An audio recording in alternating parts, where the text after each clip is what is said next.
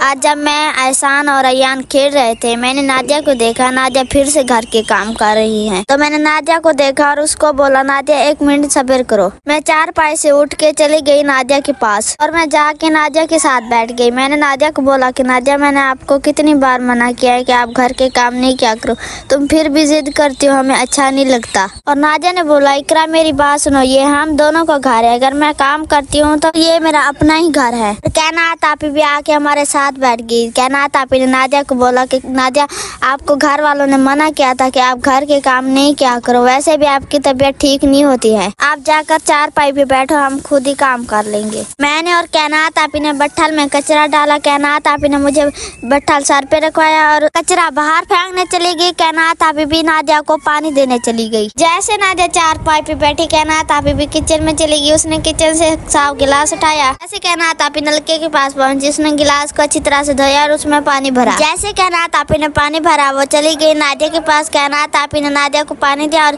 पानी दे के वो बैठ गई नादिया के साथ। बाकी हमारे चैनल को लाइक सब्सक्राइब करना ना भूलिए।